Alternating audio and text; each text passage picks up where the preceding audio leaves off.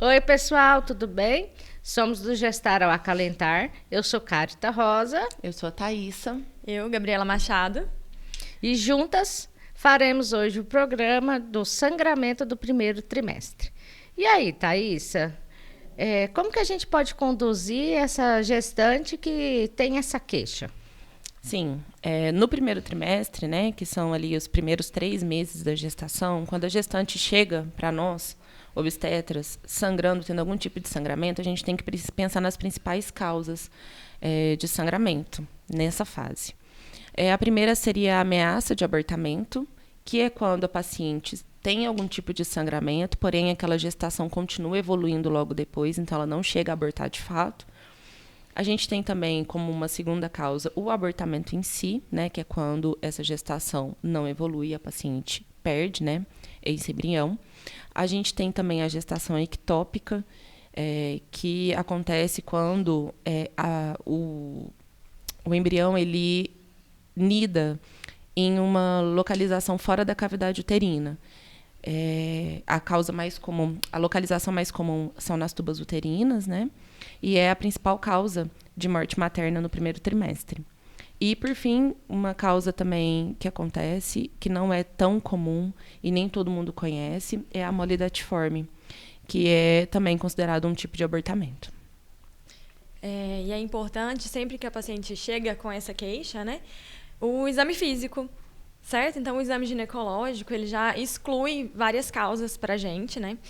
Tem algumas causas de sangramento que não estão incluídas nessas que a doutora Thaísa falou que são patológicas, mas tem alguns sangramentos que podem ser do próprio colo uterino, que fica muito vascularizado na gestação, fica muito sensível.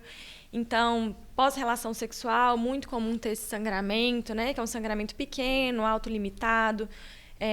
Pode ter alguma laceração, né, na parede vaginal também. Então, um exame físico é importante nessa fase, quando a mulher apresenta esse sangramento, certo?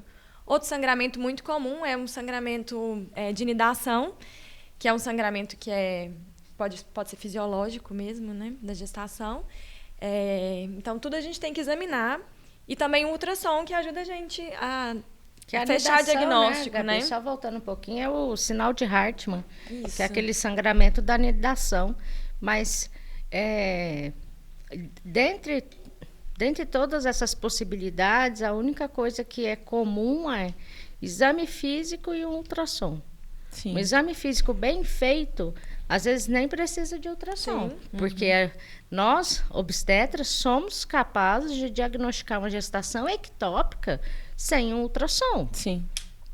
Mulher, chegou no pronto-socorro, alterações do sinal vital, a pressão está baixinha, ela está branca, descorada, a barriga está inchada, é gestante, é uma ectópica rota, não tem outro diagnóstico. Que é uma emergência obstétrica que não pode perder um tempo de fazer ultrassom, a gente né? vai esperar o ultrassom para amanhã. Não dá tempo. Então, assim, por vezes o obstetra capacitado e muito bem formado, ele vai fazer esse diagnóstico sem nenhum problema, sem nenhum obstáculo.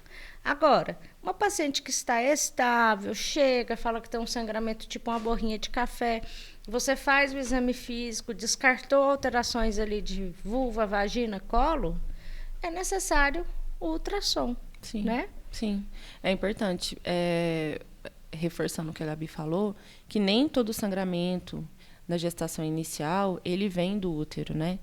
E se ele não vem do útero, não causa nenhum tipo de risco para a sua gestação. Então, como a Gabi falou, assim, relação sexual. Às vezes acontece mesmo, depois da relação sexual, ter um sangramento e não ter nenhum risco para a sua gestação, aquele sangramento. Por isso que é sempre muito importante essa avaliação do obstetra, para poder avaliar se realmente tem algum risco para a sua gestação. Certo?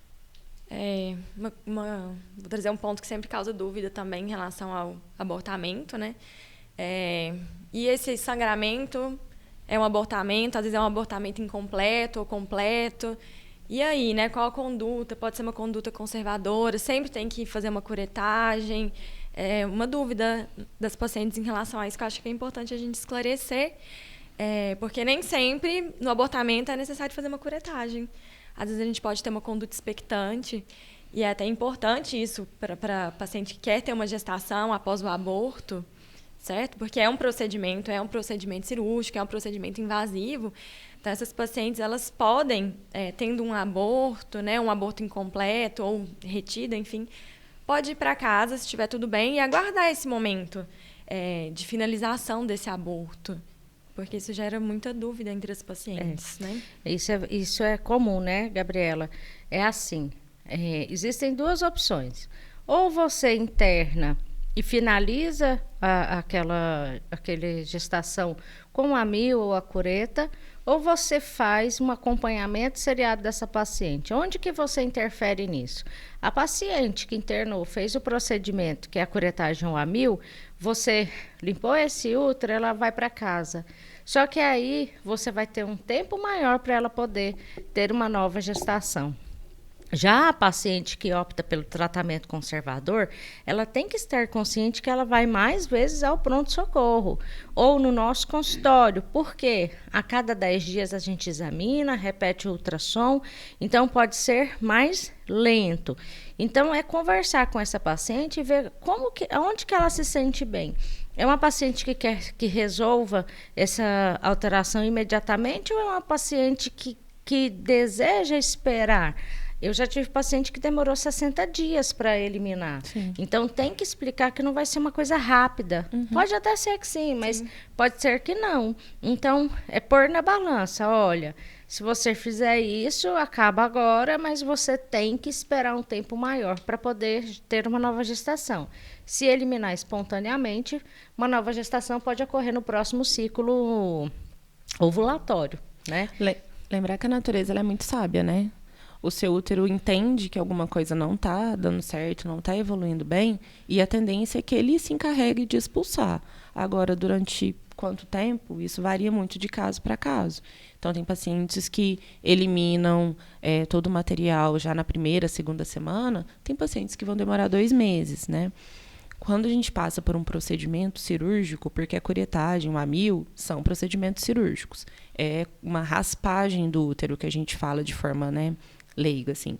Então, é um procedimento feito via vaginal, em que a gente usa material cirúrgico para poder retirar aquele material do útero. Então, a gente faz um procedimento como se fosse uma raspagem da cavidade uterina.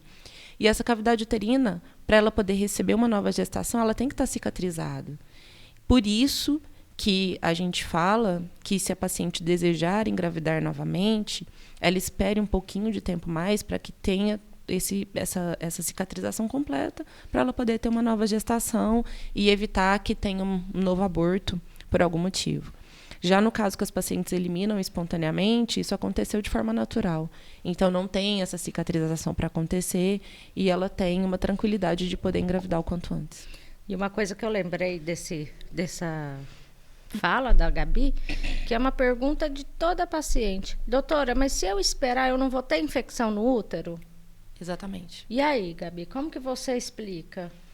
Um aborto que aconteceu de forma espontânea, o risco infeccioso é mínimo, né? A gente fala de um risco infeccioso de aborto para abortos que foram provocados, né? E isso aumenta o risco mesmo. Mas uma gestação que esse aborto evoluir espontaneamente, o risco infeccioso é mínimo.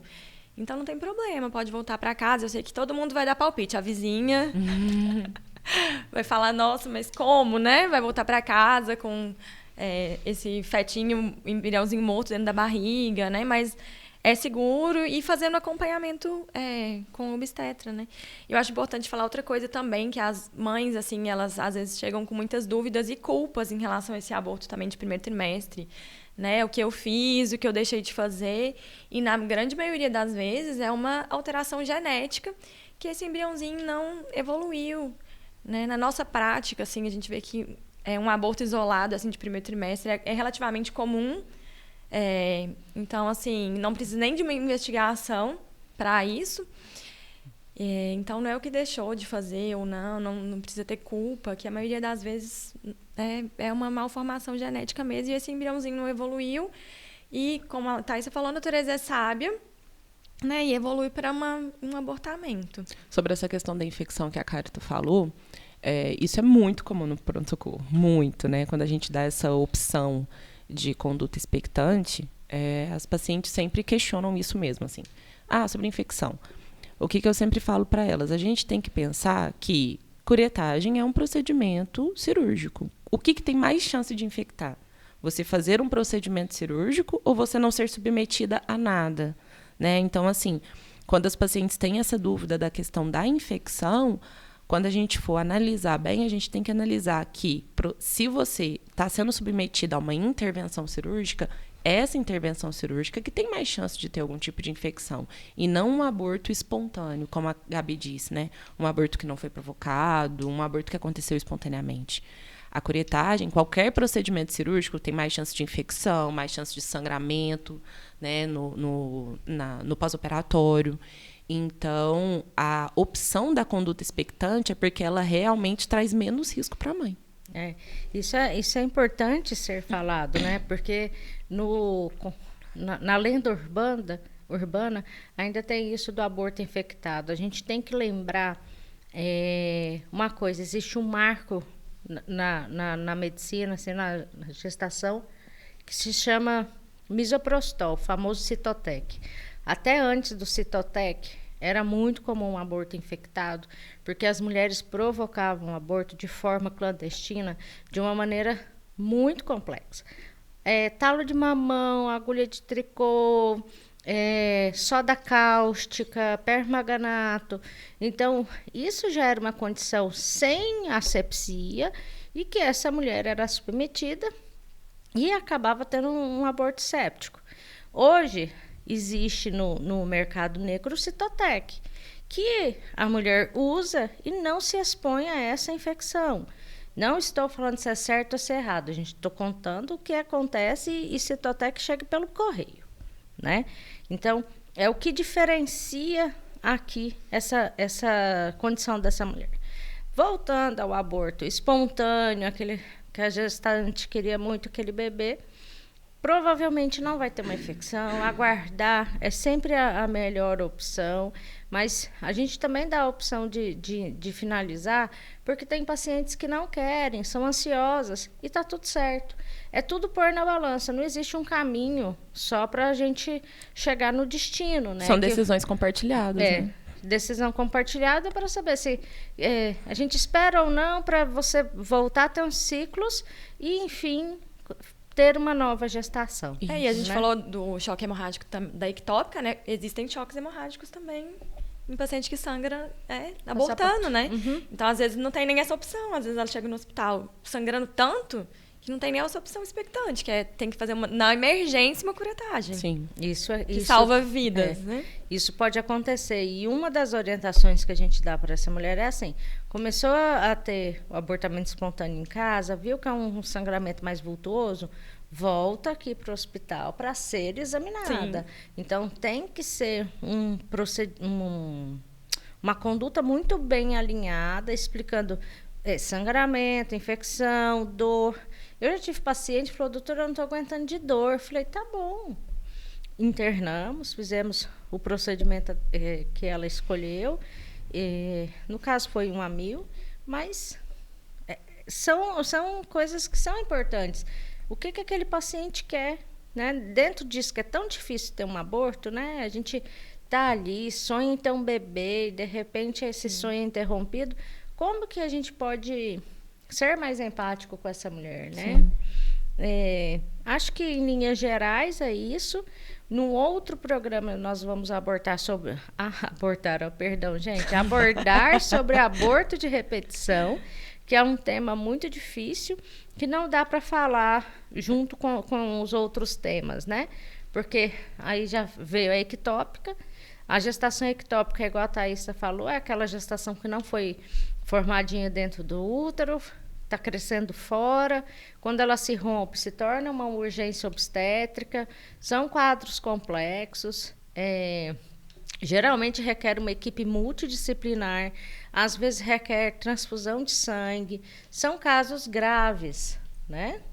Sim, na maioria das vezes são casos graves, né? Bom, então, rapidinho aqui sobre a gestação ectópica, né? É a gestação que se desenvolve fora da cavidade uterina. O mecanismo pelo qual isso acontece ainda não é bem estabelecido, né? Mas a gente sabe que pode acontecer nas tubas uterinas, pode acontecer na região cornual do útero, que é na região mais acima do útero, pode acontecer no ovário, pode implantar na cavidade abdominal. Já tivemos casos, inclusive teve um caso recente aqui em Goiânia, no fígado da paciente, que é extremamente raro, mas pode acontecer. Então, por que é um caso tão delicado? Porque nenhum desses outros órgãos do nosso corpo tem capacidade de receber uma vida que vai crescendo a cada dia, né? A tuba uterina, por exemplo, ela é extremamente fina. Ela não tem condição. Então, esse embrião começa a se desenvolver, vai chegar uma hora que a tuba ela vai precisar romper, porque ela não consegue abrigar aquele embrião que está crescendo. E na hora que ela rompe, sangra muito, muito, muito, muito, muito.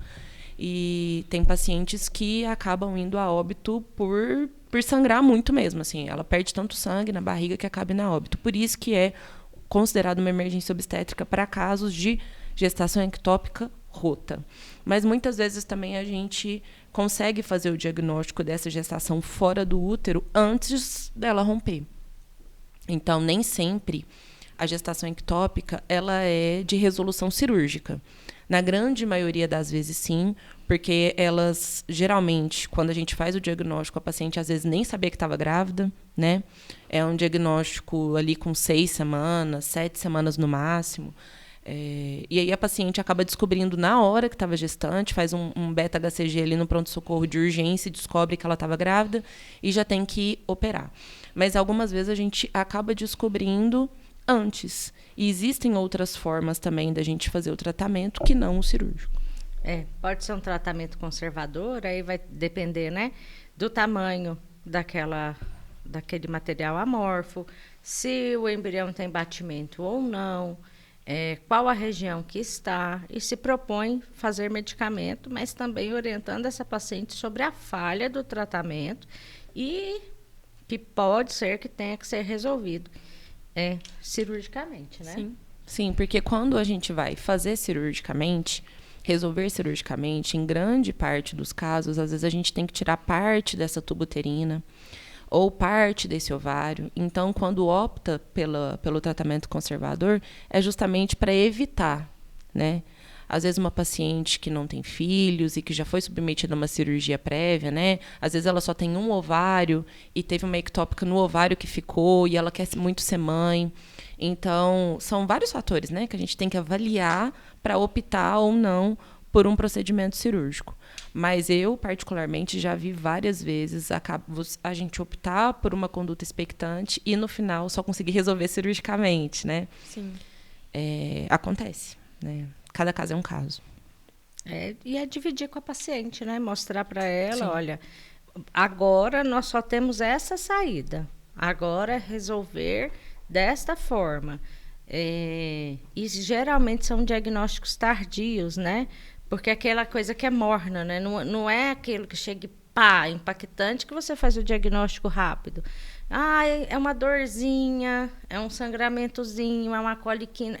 É sempre uma coisinha pequenininha que não chama tanto atenção. Sim. Até que você pode fazer, por exemplo, uma curva de beta ou um ultrassom.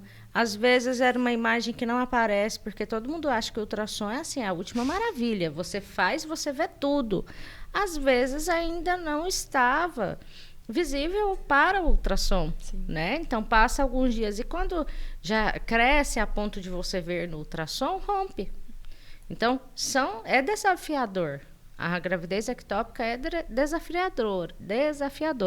Talvez a única forma da gente pensar no ectópica é se a paciente tem uma ectópica anterior. Aí a gente vai agir rápido. Fora isso, eu acho que a gente sempre vai ser esse diagnóstico tardio, né? Verdade. Sim. Não tem como. Sim. Né? Agora, o nosso último tema aqui, que é a gestação molar. Doença grave, complexa. Eu vim pensando sobre o que a gente falaria sobre mola. Ainda bem que é muito rara. Rara, complexa, mas que eu vim pensando uma coisa, que precisa ter uma cumplicidade do médico em relação ao paciente e principalmente da paciente com o médico. Por quê? Porque depois que você faz o diagnóstico, que você começa o tratamento, enquanto essa paciente não zera beta-HCG, ela não pode engravidar de novo. Sim. Porque se ela engravida de novo, você não sabe se ela está se a mola voltou ou se é uma nova gestação. Então, eu vim pensando em dizer para as pessoas assim, tenham um respeito, tenham cumplicidade e assumam o que estão fazendo, porque é muito comum, a paciente nega para você, não tive relação, aí você vai achar que a mola voltou e, na verdade, é uma nova gravidez. E isso é comum e muito, muito grave. Sim. Né? Eu acho que é só importante para quem estiver vendo, ouvindo a gente, explicar mais ou menos o que é a mola, né? Porque mola é algo que... Mola é difícil até pra gente, né? A molidatiforme, ela, falando em termos mais simples, é como se existe a fecundação, espermatozoide e óvulo, e vai formar o embrião. Algumas vezes, esse embrião, ele não quando faz essa fecundação e começa a ter o processo de divisão celular, não forma necessariamente um embrião, forma uma massa, um tecido, que ele pode ser um tecido que vai crescendo, mas que não causa grandes repercussões, mas não vai virar um feto. Então, de toda forma, tem que existir um esvaziamento uterino. Mas pode também formar um embrião e essa massa junto, ou às vezes pode ser, em casos mais graves, uma massa que pode infiltrar a parede do útero e virar até um câncer, que é o coriocarcinoma, né? Então, é algo extremamente complexo. Eu sei que talvez eu tenha explicado de uma forma que vocês não vão ter entendido muito bem, mas o que vocês precisam entender é que isso existe. É raro, mas existe. Quando acontece, precisa de um diagnóstico. É importante ter um diagnóstico, principalmente um diagnóstico inicial, né? Não muito tardio, justamente pensando em evitar os casos mais graves, que seria o coriocarcinoma, né? Eu já vi em uma menina de 16 anos um coriocarcinoma e ela faleceu por causa desse coriocarcinoma na primeira relação sexual dela. Ela engravidou na primeira relação, foi uma gestação molar que evoluiu para um coriocarcinoma e ela faleceu. Não sei se a Gabi lembra desse caso. Foi um caso da nossa residência. Mas, enfim, então é super importante um diagnóstico bem feito, um diagnóstico não tardio, né, um diagnóstico precoce, para poder fazer o esvaziamento uterino, acompanhar essa paciente até o final. Assim, falando mais fácil em que a Thaís, é assim, um óvulo tem um espermatozoide. Na mola é um óvulo com 2, 3, 4 espermatozoides. Só que quando eles entram, eles perdem o material genético e vira ali uma confusão. E aí a gente divide a mola em mola completa ou mola parcial. Mas eu não estou aqui para ser legal. Vocês já viram gestação gemelar, no qual o primeiro é uma mola e o segundo é um feto? Você já viu, né? Então, era uma gestação gemelar, Deus. dicoriônica, diamniótica, um feto normal, saudável, e o outro uma mola. Vai fazer diagnóstico disso? Só uma dúvida, como evoluiu isso? Evoluiu bem. Nasceu, a paciente ficou bem, não evoluiu para coriocarcinoma, mas imagina fazer esse diagnóstico. Loucura, a natureza, né? gente, Loucura. assim, a gente fica falando, parece tão óbvio, até o dia que chega alguma coisa e você tem que colocar a sua cabeça para funcionar. Sim. E é muito difícil, porque a hora que você chega, vê aquele monte de bolinha, porque a mola parece sagu, aquele mingauzinho que a gente compra no supermercado. Você vê um negocinho igual um sagu e um outro bebê. Mola parcial. Não. Não é assim. Não é tão simples. Então, é desafiador, mas o mais comum é isso mesmo que falamos. Tem que ter esse cuidado. Fez o diagnóstico, tem que ter segmento, não pode abandonar o médico, não pode abandonar os ambulatórios, porque é complexo. Uma vez que você teve mola, você tem mais chance de ter mola novamente em outra gestação e você tem mais chance de ter pré-eclâmpsias nas gestações posteriores. Então, com esse diagnóstico, eu consigo prever o futuro dessa mulher. Então, é importante. Uma mulher que tem diagnóstico de mola, ela tem que ter um compromisso de estar com um ginecologista obstetra ou de estar num ambulatório especializado e cuidar da vida obstétrica dela. Porque ela entra em outros fatores de risco que põem em risco a vida dela de outras formas, né? Sim. E aí, Gabi? Acho que não tem nada a acrescentar, não. Maravilhoso. Então, nós falamos sobre ameaça de aborto, falamos sobre... Só dar uma adendozinha. Às vezes, a paciente, depois da relação sexual, que a Gabi falou da culpa, acho que é importante a gente falar isso, que geralmente é assim, a paciente tem relação sexual, sangra, e aí fica aquela situação... E você tem que acalmar o paciente, falar, não é assim. O colo na gestação, ele fica com uma ectopia. O que é isso? Uma manchinha. Uma manchinha maior que fica sensível, pode ter sangramento, mas poderia ter sangramento mesmo sem ter relação sexual, né? Não é para ficar nessa angústia, porque, gente, a natureza é sábia. Um embrião que está bem formado, que implantou bem no útero, vai ser uma gestação tranquila, vai ser uma gestação que vai ter começo, meio e fim. Às vezes, aquele embriãozinho que não era um embriãozinho tão saudável, ele vai ser eliminado. E é igual à natureza, é igual aquelas... Eu brinco com a paciente, que é igual quando a gente pega um feijãozinho, põe no algodão e põe no copo, aquelas experiência de ciência. Nem todo feijão vai desenvolver. Sim. E o que Deus reservou para nós, a gente não sabe.